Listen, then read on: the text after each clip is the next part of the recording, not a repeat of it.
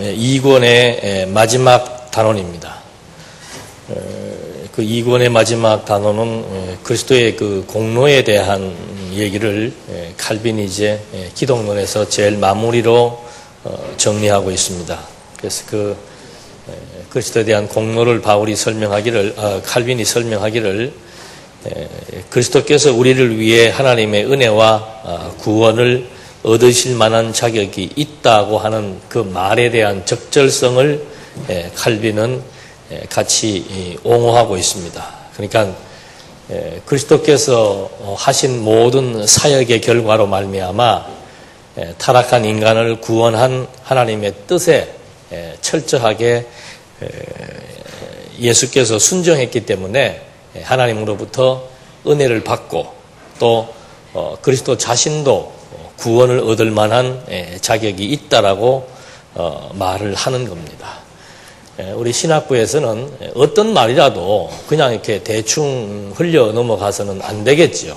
이런 말들도 그렇다면 예수께서는 하나님의 은혜를 받으실 만한 자격과 또 구원을 얻을 만한 자격이 사역을 완성하지 않았으면 없었다는 말인가라고 되물어 볼 수도 있습니다. 이런 표현은 물론 칼빈도 요 직접적인 사역에 관한 코멘트를 하기 위해서 이런 말을 썼다고 보여집니다만은 엄밀하게 말하면은 그리스도는 이 땅에서 하신 사역과 관계없이 그냥 하나님입니다. 그리고 영원 자존하시고 영광의 광채입니다. 그런 분을 어떤 근원적이고 본질적인 부분을 간과한 가운데서 이런 말을 한다는 것은 마치 우리 인간과 같은 상대적인 존재로 보는 그런 그릇된 경향이 나타날 수도 있다라고 하는 개연성을 가지고 있기 때문에 이런 말들은 조심해서 하는 것이 좋다고 보여집니다. 그 다음에 그 책에 있는 내용들을 그리스도의 공로에 관한 칼빈의 논조를 정리해 보면은 제일 먼저 그리스도를 중보자라고 얘기했습니다. 그래서 그 중보자에 대한 기원, 칼빈이 그 하나님을 대신해서 이 땅에 나타나셔서 하나님의 영광을 드러내시는 그런 그 중보 사역의 기원이 어디에 있는가? 그걸 칼빈은 예정론자이니까 하나님의 결정이라고 했다. 결정이란 말보다는 뭐 성경에 나와 있는 그대로 작정이란 말이 좋죠. 그래서 창세전부터 세워놓으신 하나님의 작정.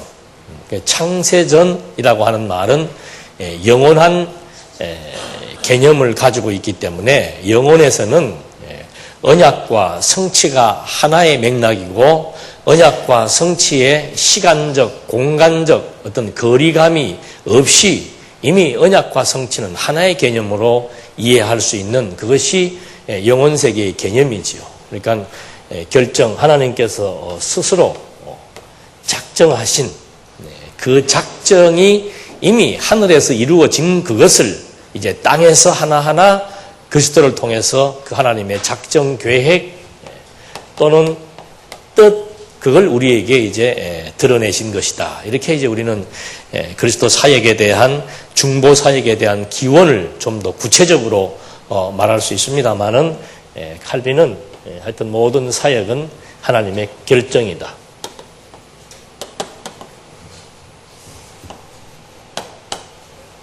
언약 성취사. 그 다음에 그 중보자를 그 지명하신 이유.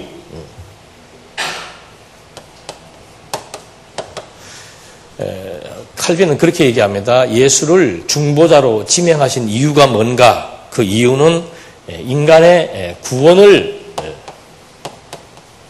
완성하기 위해서다라고 얘기를 합니다. 근데 엄밀히 말하면은 창세전 하나님께서 그리스도를 통해서 당신의 그 뜻을 펼치겠다고 하나님 스스로 작정하신 거예요. 엄밀히 말하면은 그 이유도 작정에 근거한 것이지 어떤 다른 것이 아닌데 여기 지금 칼빈은 인간의 구원을 위한 결정이다. 근데 그 구원도 창세전 하나님의 결정인데 그 결정의 내용은 구원을 위한 결정이고 창세전 하나님의 결정이라 하더라도 여기에서는 후텍스를 주장한다고 얘기했습니다. 그러니까 거의 대부분의 예정론을 말하는 학자들이 전부 후텍스를 지지한다고 그랬습니다. 그 이유는 뭔가? 타락할 것을 아시고 구원을 결정했다는 이론이라 그랬습니다. 그렇게 말할 수밖에 없는 이유는 뭔가? 그렇지 않으면 하나님께서 타락을 주도한 하나님의 어떤 이 타락이라고 하는 범법 행위의 주도자가 될 것이고 책임을 그래서 그분에게 물어야 될 것이고 또 하나님께서 어떻게 인간이 타락도 안 했는데 누구를 구원하고 누구를 버리기로 정했다는 것에 대한 답변이 궁색하기 때문에 대부분의 학자들은 후텍스를 지지하고 있습니다. 그러나 언약 성취사적 성경신학에서는 구원이 목적이 아니고 하나님의 이 뜻을 뭐 하기 위한 거예요? 성취하기 위한 것이다. 그러니까 뜻이 하늘에서 이루어진 것까지 영원 세계에서는 영원한 언약과 영원한 성취라고 하는 말의 범주는 이미 다 과거, 현재, 미래를 초월한 완성된 의미를 가지고 있습니다. 그래서 그 완성된 영원한 작정과 성취를 이제는 그리스도를 통해서 우리에게 드러내는 것, 그걸 계시라고 그랬죠. 그걸 드러내기 위해서 그리스도가 성취하신 것이고 여기는 인간의 구원을 이루기 위해서 오셨다는 것이고 그 다음에 그 방법입니다. 여러분들이 책을 이제 읽어보시면은 거기에 다 요 내용들은 나와 있습니다. 중보 사역의 방법, 이거는 중보자로 그리스도를 지명한 것에 대한 기원, 이거는 지명한 이유, 이것은 중보 사역에 대한 방법, 그 방법이 뭔가? 희생과 순종이다.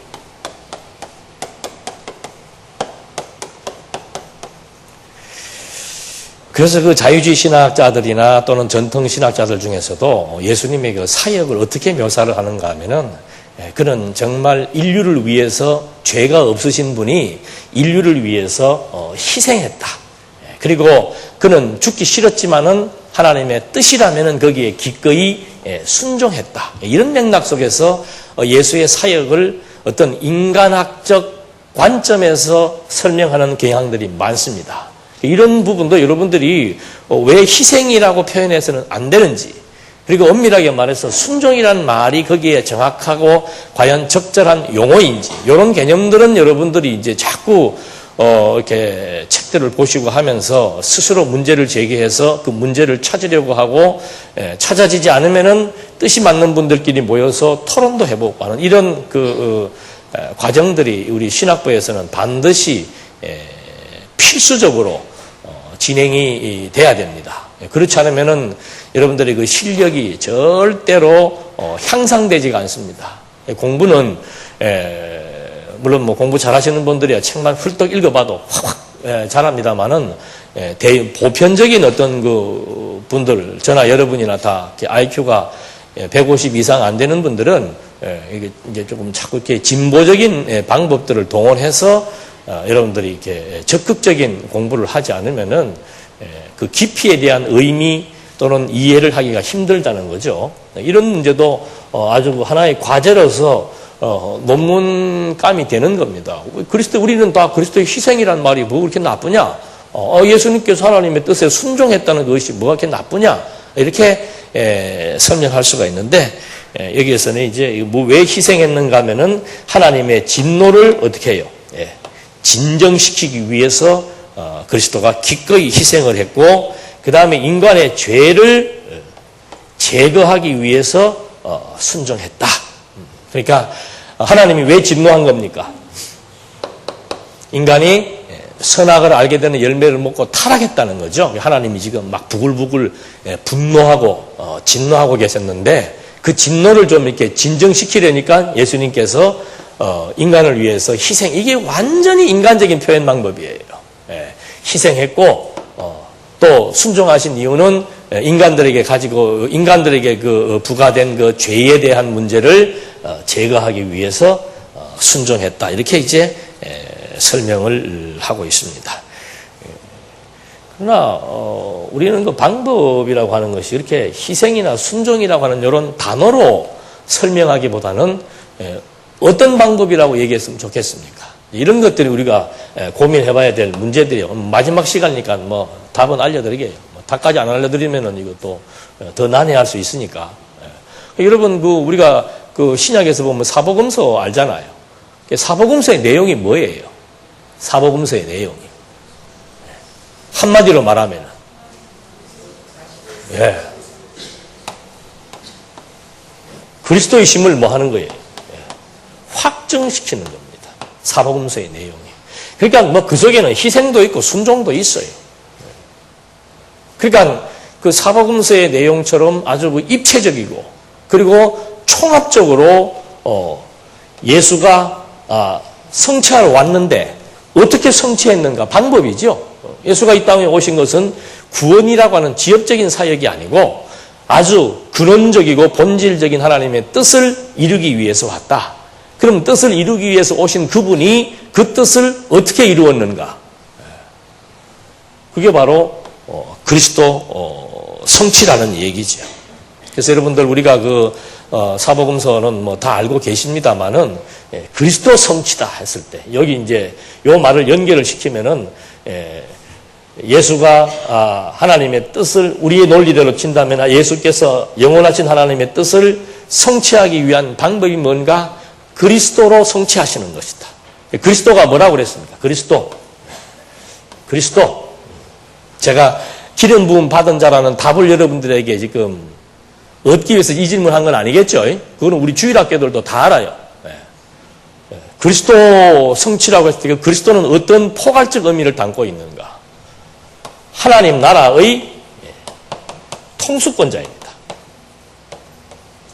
만물의 으뜸이시고 골로새서인가 나오죠. 만물, 피조세계, 이 만물의 으뜸이시고 그 다음에 하늘에 있는 것이나 땅에 있는 것이 다 그리스도로 말미암아 어떻게 하려고? 통일되게 하려고. 그 통일의 의미는 뭔가?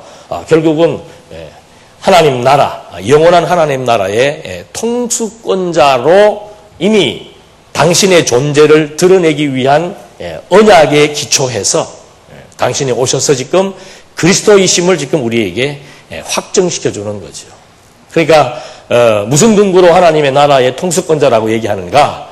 우리는 항상 근거를 댈 수 있어야 됩니다. 근거를 추적하자면은 어디로 올라가야 돼요? 여기로 올라가야 되죠. 그러니까 에베소서에 뭐라고 나와 있습니까? 창세 전에 안에서 뭘 어떻게 했다는 거예요? 그리스도 안에서 신령한 뭐예요? 신령한 복이 뭡니까? 이 복이 뭐예요? 이게 하나님의 나라예요. 신령한 복이라고 하는 것이 하나님의 나라란 말입니다. 어떻게 할 수 있는가? 아담에게 뭐 주셨어요? 복 주었잖아요. 그 복의 내용이 무엇이었습니까? 나라였다 이 말입니다. 그 나라를 그리스도가 실체적으로 성취하는 것이 바로 그 나라의 개념이 바로 하나님의 나라라. 이것이 바로 창세 전부터 그리스도를 통해서 하나님의 작정된 뜻이었고 그 뜻을 이루기 위해서 오셨으니까 당신도 내가 하나님 나라의 진정한 통수권자라고 하는 사실을 증명하는 것이다.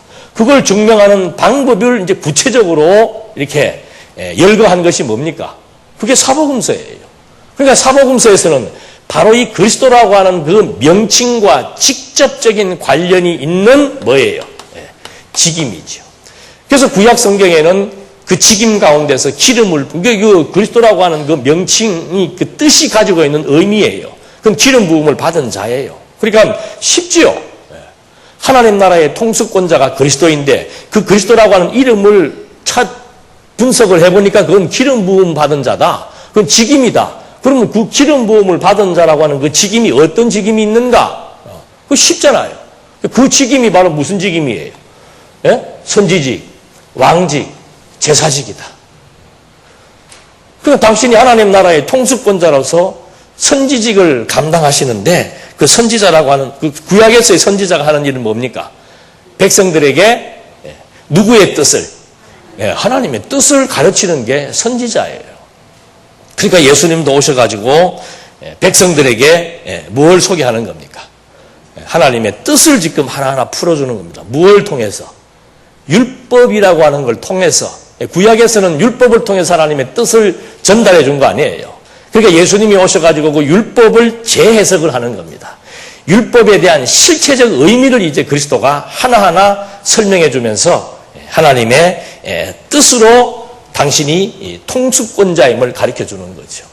그러니까 구약의 그 선지자들이 백성들에게 하나님을 교육함으로써 백성들의 사상을 인본주의에서 신본주의로 변화시켜 나가는 겁니다. 예수님도 마찬가지예요. 당신이 오셔서 정말 하나님 나라의 백성들, 하나님 나라를 치리해 나가시는 진정한 통수권자이니까 하나님 나라의 백성들의 무엇을 바꿔놓는 거예요. 이거. 사고와 사상을 누구 중심으로? 신 중심으로 바꿔놓는 거죠. 그게 선지직에 대한 성취사역입니다. 왕도 마찬가지입니다. 구약에서의 왕은 백성들을 무엇으로 다스렸습니까?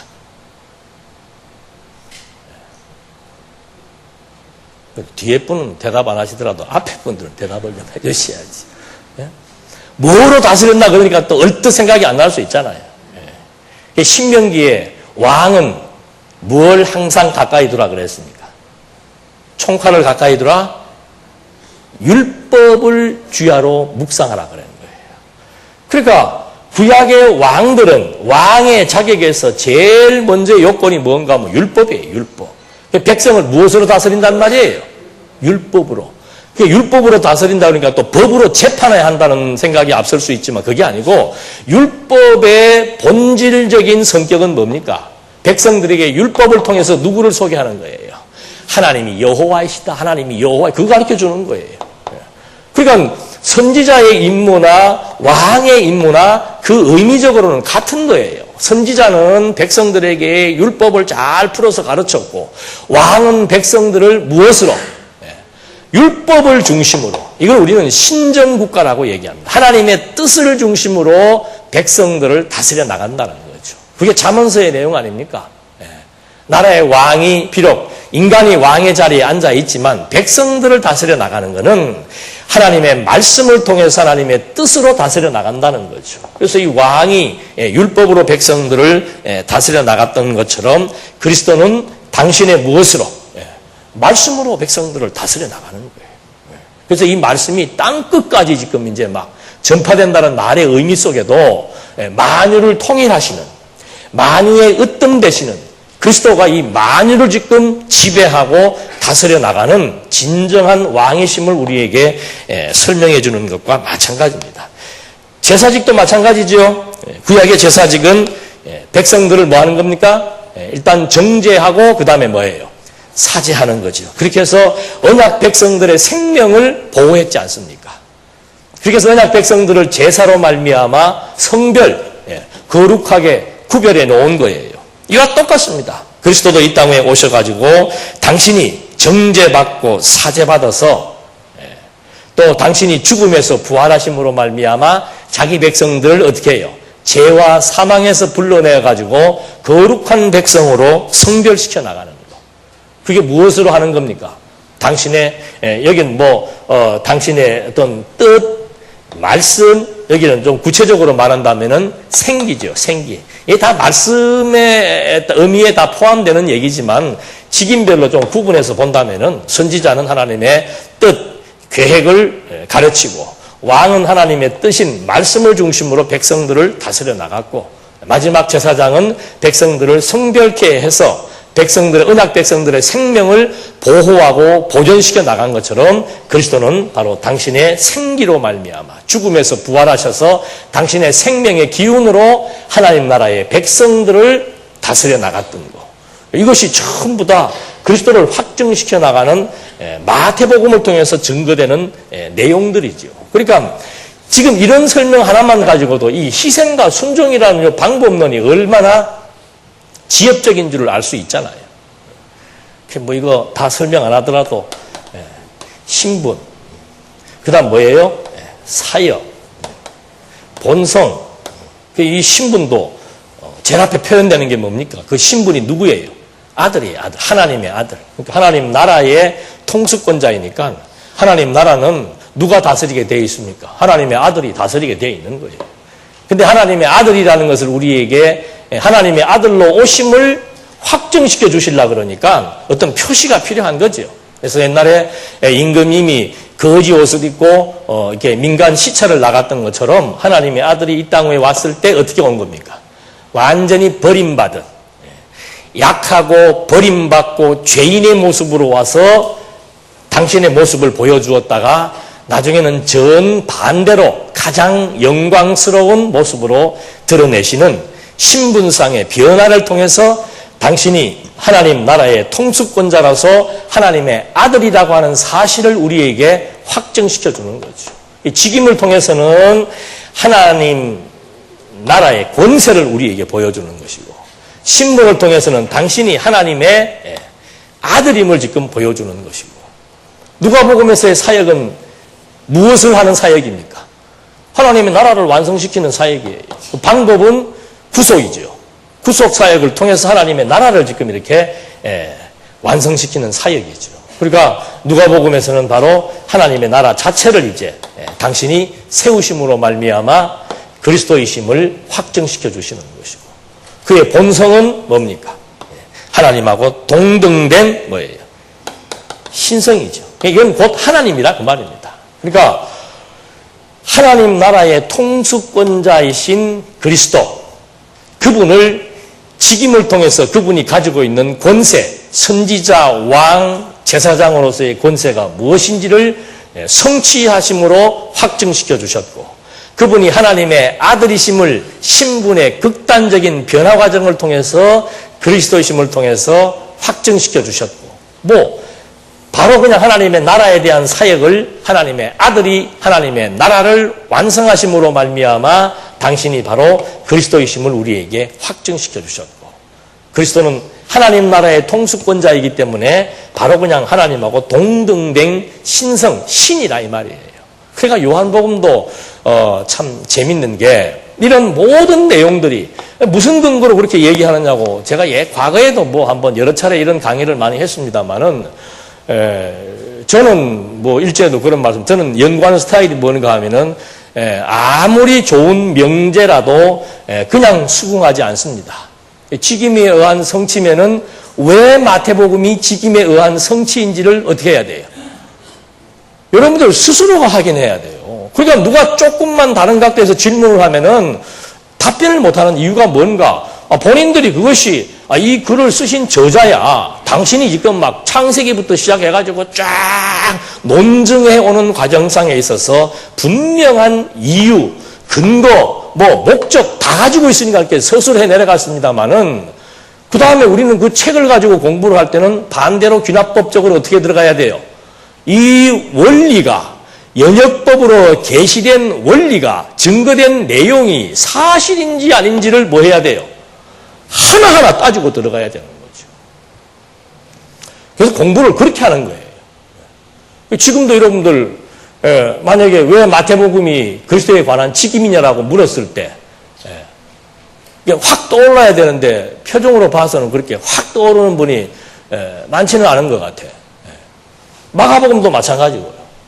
그러니까 이것이 1차적으로는 어떤 주제로도 확인할 수 있고, 요절로도 확인할 수 있고, 내용의 구조로도 확인할 수 있고, 또 재밌는 것은 첫 문구를 가지고도 확인할 수 있고, 그건 다양한 방법으로 입체적으로 검증에 들어갈 수 있다는 거죠. 그래서 이렇게 해서 우리가 자꾸 해서 여러 가지 많은 증빙 자료들이 확보돼야만, 진짜로 예수는 누구이시다, 그 믿어지는 그 믿음의 농도가 달라진다 이 말이에요. 그런데 한 가지만 보더라도, 1장 1절만 보더라도 다 달라요. 예수의 행적은 한 가지였습니다. 예수님이 이 땅에 오셔가지고 3년 동안 공생했던 사역들, 아니면은 마리아의 몸에 성령으로 잉태되어서 마지막 죽고 부활 승천하기까지의 예수의 행적은 그냥 하나예요, 하나. 그런데 4명이 그걸 기록을 해 나가는 데 있어서도 처음에 1장 1절 첫 문구부터가 각도가 완전히 다르고 이 주제와 직결되는 내용들이 서술되고 있다 이 말이죠. 그러니까 마태복음 1장 1절은 뭐예요? 누구의 나십니다? 그리스도의 나십니다. 그리스도는 기름 부음 받은 자니까 그 기름 부음 받은 자에 대한 정체성, 그리고는 그 그 구약에서 기름 부음 받은 자가 행했던 모든 직임들을 하나하나 설명하는데 그건 너무 인위적으로 끼워 맞춘 거 아닌가? 그건 여러분들이 이제 구조를 이렇게 나누어 보면서 이 구조가 나눠지는 요 분기점에서도 정확하게 우리가 그걸 파악할 수가 있다 이 말이죠. 그러니까 주제, 요절, 뭐 또 쉽게는 1장 1절부터가 다르더라 이거죠. 그리스도에 대한 것들을 지금 마태는 설명을 하고 있고 마가복음 1장 1절은 뭐라고 나와요? 하나님의 아들 복음의 시작이다. 하나님의 아들 예수 그리스도 복음의 시작이라. 바로 나와요, 그냥. 하나님의 아들의 복음이란 뭔가 하나님의 아들에 관련된 얘기죠. 그러니까 마가는 하나님의 아들은 신분이에요. 아들의 신분에 대해서 지금 마가는 서술해 내겠다는 얘기를 하는 것이고. 누가는 뭔가 하나님 나라의 사역인데 이 사역에 대해서 제일 중요한 것은 역사성, 사실성, 실제성 그런 겁니다. 그러니까 누가복음 1장 1절에는 지금까지 이루어진 뭐에 대해서 사실에 대해서 내가 지금 진술해 내겠다는 거죠. 요한복음은 뭐예요? 그거 참 신기하지 않아요? 어떻게 이렇게 다른 각도로 이렇게 설명을 하는데 그 내용들이 주제와 직접적인 연관성이 있다 이 말입니다.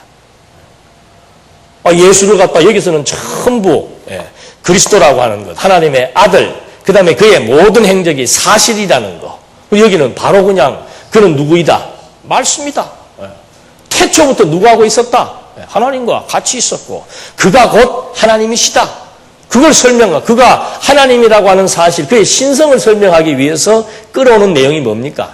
그는 창조주요 생명이요 빛이다. 끝난 거예요. 창조주, 하나님이 창조했잖아요. 인간의 모든 피조 만물의 생명을 좌지우지하는 생명의 근원, 모든 피조 만물들을 이렇게 존재하게 하는 빛의 근원, 그건 뭐 다 요한복음 1장에서 지금 다 밝혀주고 있잖아요. 완전히 다르다 이 말입니다. 그러니까 이런 내용들을 정확하게 포착하지 못하면은 아니 예수의 행적을 똑같은 한 사람이 행했던 행적을 4명이 기록할 이유가 뭐냐라고 하는 내용 분석은 제대로 안 해보고 어떤 사건에 대한 일반적인 정황만 가지고 그런 문제를 제기하는 자유주의 신학자들, 그런 질문 앞에서 정확하게 설명해 줄 수가 있죠. 그래서 이 직임, 신분, 사역, 본성이라고 하는 것이 첫 문구에서도 나타나고 그 다음에 내용이 나누어지는, 이렇게 나누어지는 분기점에서 똑같은 사건이라 할지라도 강조점이 다르고 어떤 맥락 속에서 여기가 이렇게 구분되고 있는지 이런 것들이 이제 하나하나 우리가 입체적으로 검증하게 되면은 야, 이게 진짜로 사복음서를 통해서 예수가 하나님 나라의 통수권자로서의 그리스도라고 하는 사실을 우리에게 계시하기 위한 목적에 의해서 기록된 계시서가 확실하구나 라고 하는 사실을 우리가 함께 확인할 수 있는 겁니다. 그래서 이 방법에 대한 문제, 그 다음에 마지막에 원천은 뭔가, 그리스도의 중보 사역의 원천은 뭔가, 이건 하나님의 사랑과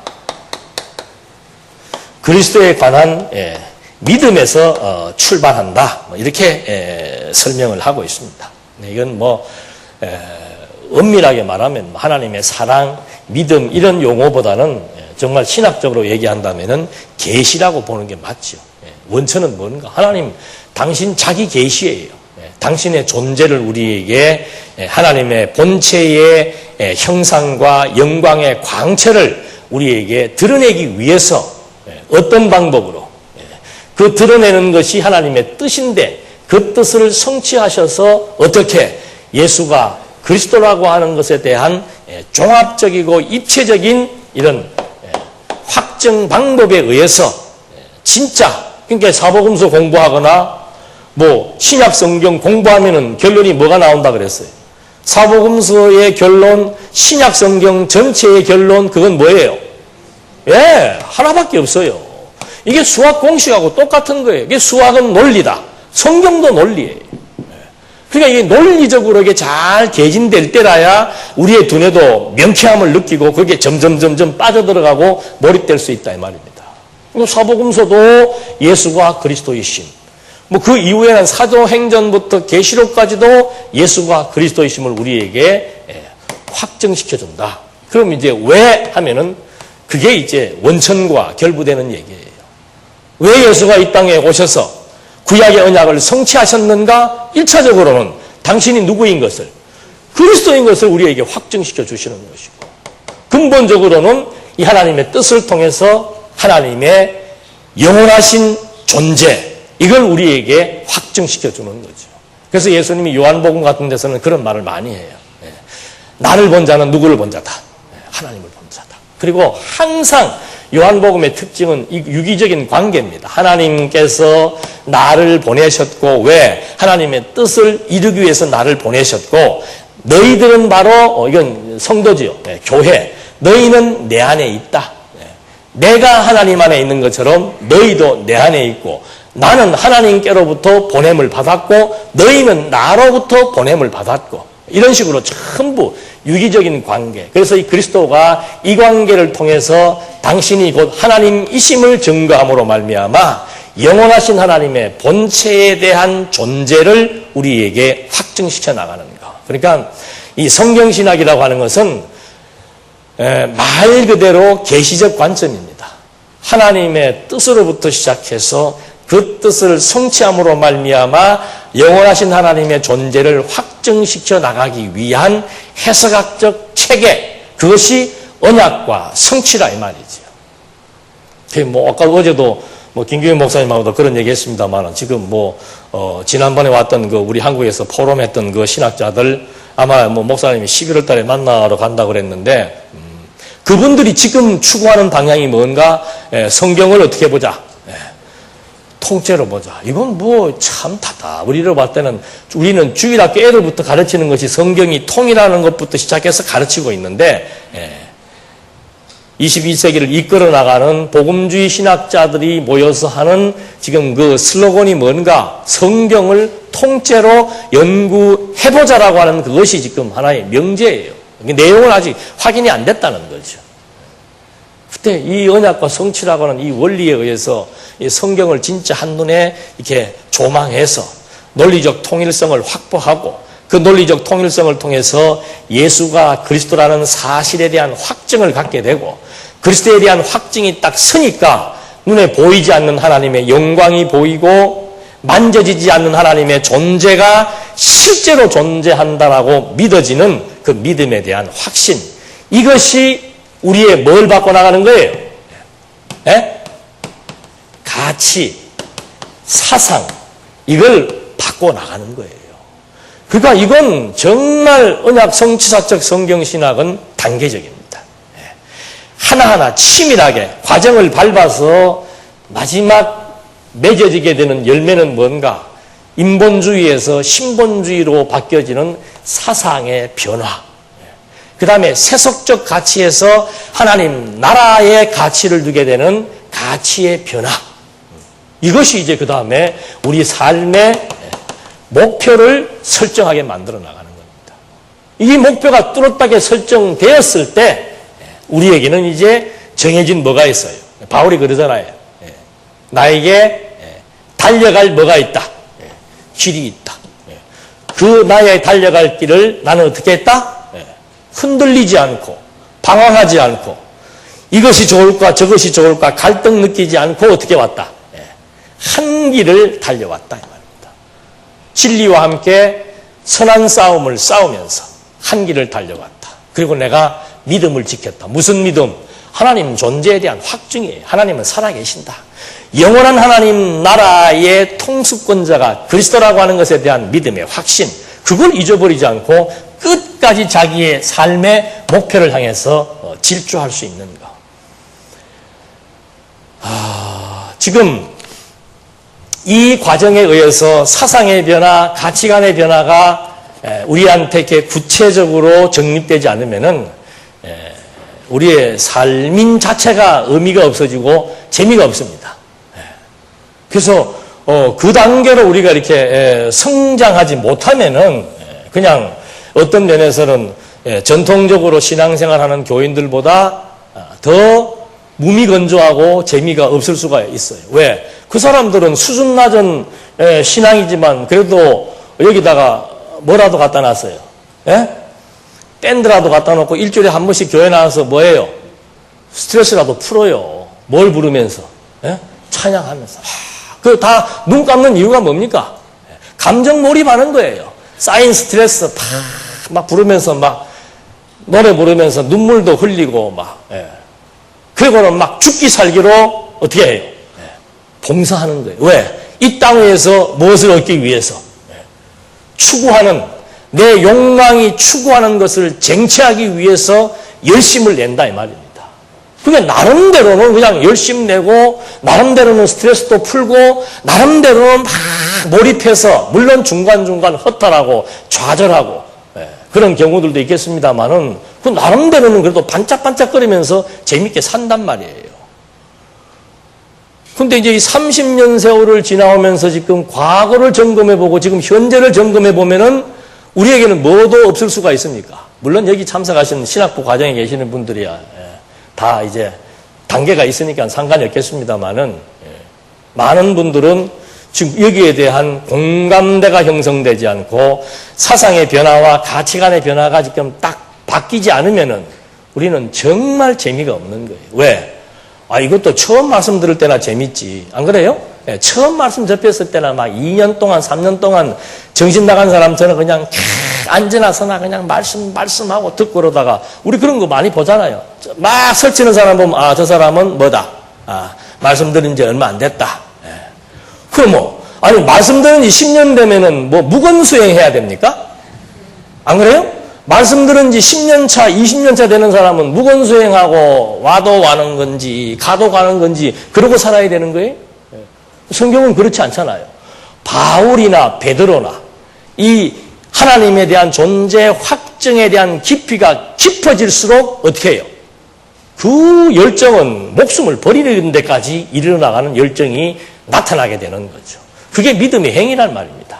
여러분 행위가 있어야 무엇이 된다 그 말을 하는 게 아니고 신앙의 성숙이라고 하는 것은 계속해서 진보해 나갈수록 희열과 감동과 찬양의 농도가 짙어지게 되어 있는 건데 그것이 자꾸 이렇게 하향세를 보인다는 것은 지금 우리 신앙 자체에 대해서 점검해야 봐야 될 시점이다 이거죠.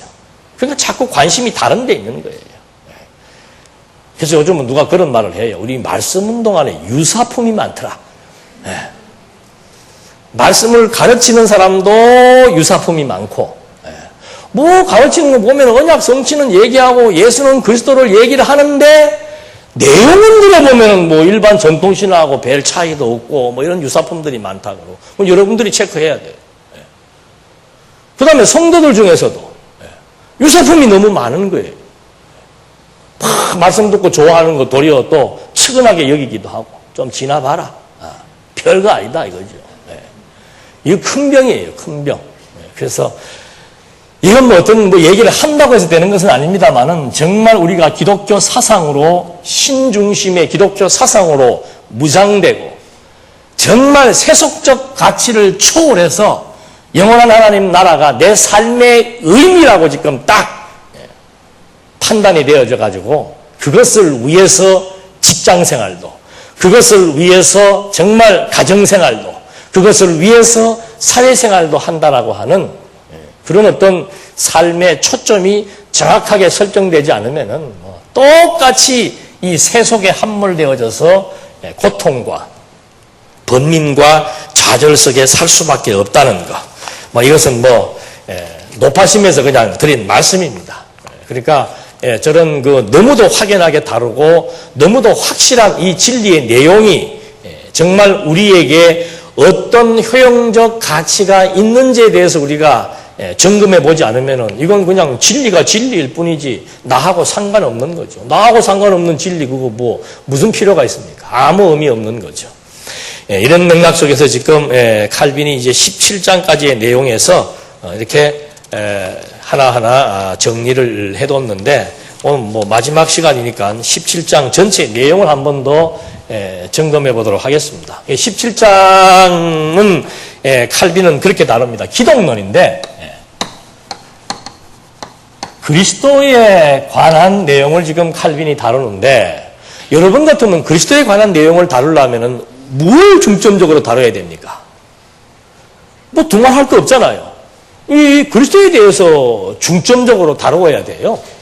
근데 칼빈은 처음 그 도입을 어떻게 하는가 하면은 인간의 원죄로부터 기독론을 이끌어내려고 하는 겁니다.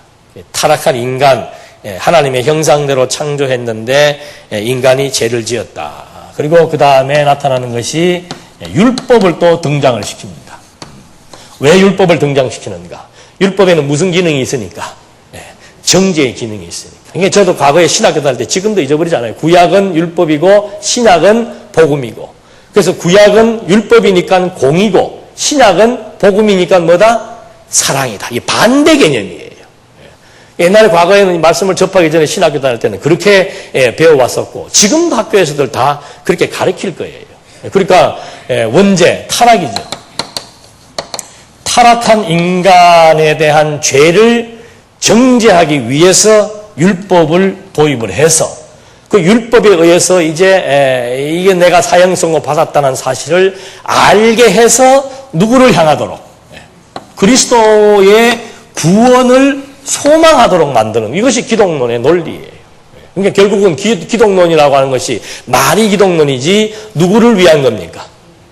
타락한 인간을 위한 거예요. 이 범주를 벗어나지 못하는 거죠. 그러니까 뭐 어떤 엄밀하게 말하면 기독론 얘기하려면 진짜 뭐 그리스도가 오셔야 되는 이유는 뭔가, 오셔서 그 이유에 합당한 방법은 어떻게 이루어내시는가, 그리고 그분이 섭리하신 목적은 무엇인가, 그분은 신인가 뭐 인간, 이건 물론 다릅니다만은 완전히 그리스도에 관한 내용들을 정리해 주는 것이 기독론인데, 여기는 도입과 과정, 그리스도를 말하기 위한 도입과 과정부터가 완전히 이건 인본주의로 나타나게 되는 거죠. 이렇게 하는 이유는 어디에 있다고 그랬습니까? 왜 그리스도를 얘기하는데 인간의 타락과 율법을 얘기하는가? 이게 여기 창세전 결정이라고 하는 것부터가 후택설. 하나님이 그리스도를 보내시기로 결정한 이유는 뭔가? 타락한 인간을 구원하기 위해서 그리스도를 보내시기로 결정했다.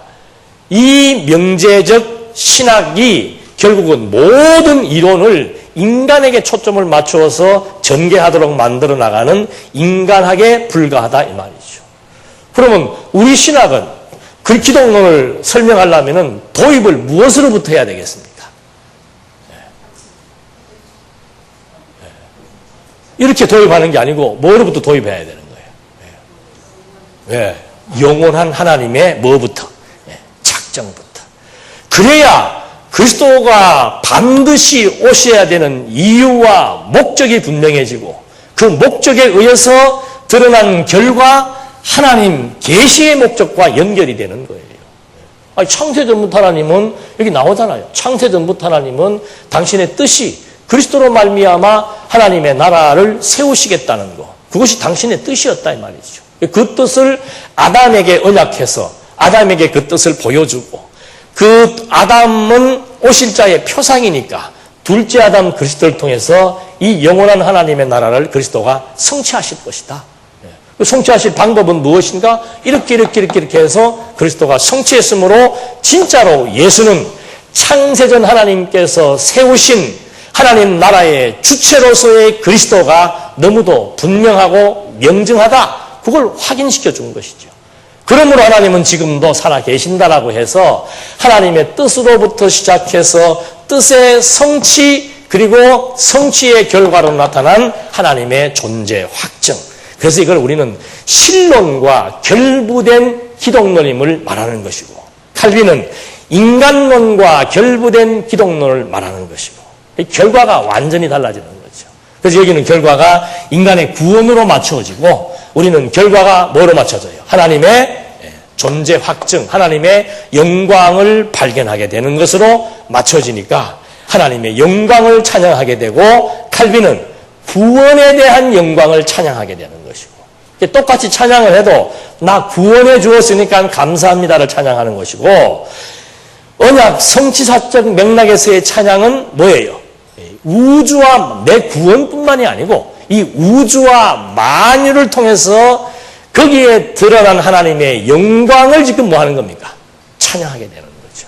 그래서 잘 되나 안 되나 흥하나 망하나 봄이든 여름이든 가을이든 겨울이든 피조 만물을 통해서 또는 내 인생사를 통해서 모든 하늘에 있는 것들이나 땅에 있는 것들 모든 걸 통해서 우리는 하나님의 영광을 확인하게 되니까 범사에 그를 인정할 수밖에 없고 항상 기뻐할 수밖에 없고 쉬지 않고 우리도 그 뜻이 이루어지기를 간구하는 소원하는 성도들의 멋있는 삶의 태도까지도 바꾸어지는 이런 것들이 바로 신론에 의한 기독론과 인간론에 의한 기독론의 차이점으로 확인을 해볼 수 있습니다. 이런 맥락 속에서 이 기독론에서 제기되었던 그리스도와 관련된 문제로 제기되었던 핵심 문제를 다시 한 번 더 언급을 해드리면은 예수는 어떻게 오셨는가? 이게 이제 기존 신학에서 하나의 쟁점이 되는 거죠. 예수는 어떻게 오셨는가라고 했을 때 죄 있는 몸으로 왔는가, 죄 없는 몸으로 왔는가? 조금 이제 복잡하지만 여러분들이 하여튼 그런 이렇게 질문을 이렇게 하는구나 하는 정도는 알고 계셔야 돼. 죄 있는 몸으로 왔습니까? 죄 없는 몸으로 왔습니까? 왜 죄 있는 몸으로 와야 됩니까? 뭐 이런 질문. 그 죄 있는 몸으로 와야 되는 이유도 어디에 있어요? 전부 다 했던 신약에 대한 모든 근거는 어디로 데리고 올라가야 돼요? 구약으로 다 데리고 올라가야 돼요. 나중에 창세기에도 그게 나옵니다. 창세기에 형들의 범죄 사항이 나올 때 누가 항상 부각이 됩니까?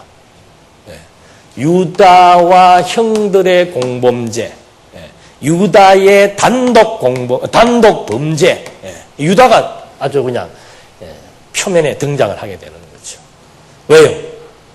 예수가 어디에서 왔습니까? 유다, 다윗 혈통으로 예수가 왔으니까. 그래서 로마서에서는 예수는 누구의 혈통이다? 육으로는 다윗의 혈통이. 그 말은 뭐예요? 죄인의 몸으로 왔다. 왜? 구약에서 죄인의 몸으로 보내기로 뭐된 것이 이게 언약이에요. 그리스도를 죄인의 몸으로 보내시겠다는 것이 구약의 언약이란 말입니다. 그러니까 예수님이 구약관을 피력을 할 때도 구약 모든 것은 다 누구에 대한 증거다. 나에 대한 언약이다. 그 말이에요. 내가 온 것은 구약을 뭐 하기 위해서 왔다? 성취하기 위해서 왔다. 율법도 마찬가지예요. 여기서 율법은 정죄의 기능만 부각시켜서 네가 죄인인 줄 알렸다. 그걸 강조했다고 하지만 우리는 율법을 어떤 맥락에서 보는 거예요? 율법의 기능에는 정죄만 있는 것이 아니고 사죄도 있는 거예요. 그럼 정죄와 사죄가 도대체 왜 율법의 기능 속에서 정죄와 사죄 기능이 있는가? 그게 전부 다 누구를 가리키는 겁니까? 그리스도를 지금 가리키는 거예요. 예수님이 오셔서 기능적인 면에서 죄에 대하여 죽고 의에 대하여 살 것에 대한 언약이에요. 그러니까 내가 온 것은 율법을 폐하기 위해서 온 것이 아니고 율법을 뭐 하기 위해서 왔다? 성취하기 위해서 왔다. 왜냐하면 내가 누구인 것을 증거해야 되니까. 그리스도인 것을 증거해야 되니까. 어떤 사람들은 우리 보고 율법 폐기론이라고 얘기해요. 폐기론이란 말도 안 되는 소리죠. 로마서에서는 율법을 뭐라고 그랬어요? 내가 율법을 어떻게 하나? 도리어 더 굳게 세운다. 똑같은 말도 율법을 완성하러 왔다 그러니까 우리는 율법을 예수님보다 더 철저히 지켜야 된다고 말하는 사람들. 예수님께서 율법을 더 굳게 세웠다 그러니까 예수님 당시보다 지금 우리가 율법을 더 굳게 어떻게 해야 된다? 지켜야 된다라고 생각하는 사람들. 그게 원리 없이 성경을 문자적으로도 잘못 본 거죠. 완성은 성취인데. 로마서에서 왜 굳게 세워야 된다 그런 거예요? 예수님 율법 다 이루었잖아요. 다 이루었다. 근데 왜 또 굳게 세워야 된다? 바울이 그 로마서를 쓰면서 바울이 예수님께서 다 이룬 거 알아요? 몰라요? 알죠. 바울은 율법 박사입니다. 그동안 자기가 가지고 있던 잘못된 율법관을 교정하기 위해서 아라비아 광야에 가 3년 동안 율법을 연구했어요. 그리고는 율법이 누굴 가리킨다? 그래가지고 바울이 나와서 그냥 계속해서 성경을 풀어서 설명을 하고 예수가 그리스도이심을 증거한 건데 바울이 로마서에서 율법을 굳게 세워야 된다고 강하게 증거한 이유는 뭐예요? 예수님이 다 이룬 율법을 지금 굳게 세워야 되는 이유가 뭡니까? 근거예요, 근거. 사복음서는 구약의 근거를 성취한 것이고, 예수님이 다 이루었는데, 지금 여기도 지금 계속해서 율법을 통해서, 서신서도 율법을 통해서 지금 계속해서 예수가 그리스도이심을 성령에 의해서 증거해주고 있잖아요. 율법이 없어지면 안 되는 이유가 뭔가? 구약의 율법은 메시아에 대한 언약이기 때문에 근거로서 더욱더 굳게 세워져야 된다. 그 말을 바울이 강조하는 거죠. 그러니까 언약 성취라고 하는 이 구조적인 원리가 없으면은 성경 해석하기 너무 어려운 거예요. 그래서 이 지금 칼빈이 저런 원리가 없었기 때문에 어떻게 오셨는가라고 했을 때 자꾸 그냥 하나만 생각하고, 예수님께서 신인데 그분이 제가 있어가 되겠나? 예수님이 신이 제가 있으면 됩니까? 안 됩니까? 안 되잖아요. 근데 여러분은 왜 신이 제가 있다고 얘기하는 거예요? 시간도 얼마 없는데, 이제 질문인데 또 다음 시간에 계속해서 하니까 또 여러분들이 생각해보고. 칼빈의 생각은 신에게 제가 있으면 되느냐, 안 되느냐? 안 된다. 그래서 제가 없다라고 얘기했고, 우리는 또 죄 있다라고 얘기했는데, 그럼 신에게 제가 있는가? 그건 뭐예요?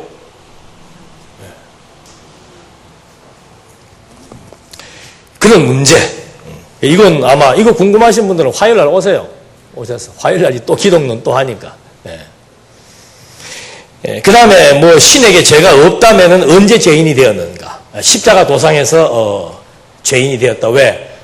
그 짐승도 잡아 죽일 때 죄를 전가해서 잡아 죽이는 시점이 바로 예수님이 십자가에서 죄를 전가받아 죽으신 것이 바로 그때 죄인이 되었다라고 주장하는 것이고, 저희들은 언제부터? 잉태 순간부터.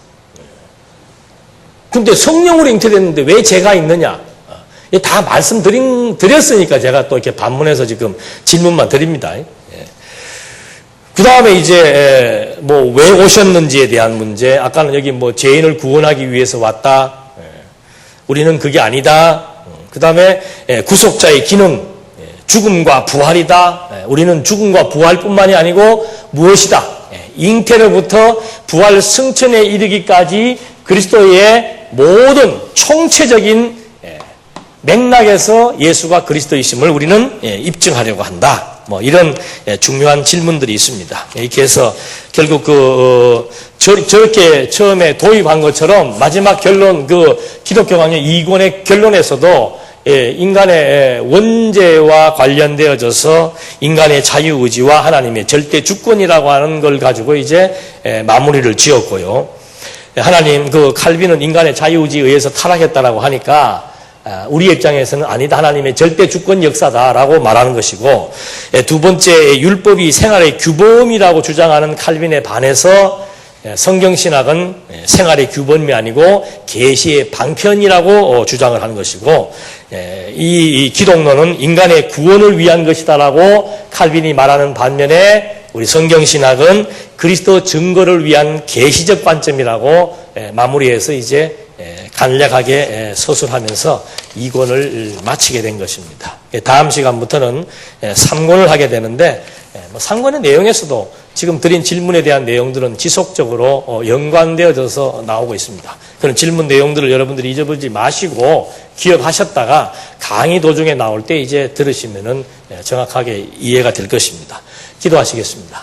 하나님의 뜻으로 말미암아 주어진 이 허락된 시간 속에서 오늘 저희들에게 그리스도에 대한 여러 가지 많은 내용들을 긴 시간 공부하게 했습니다.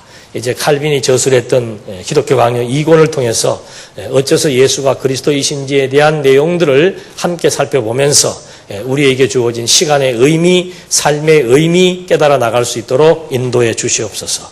예수님의 이름으로 기도드립니다. 아멘.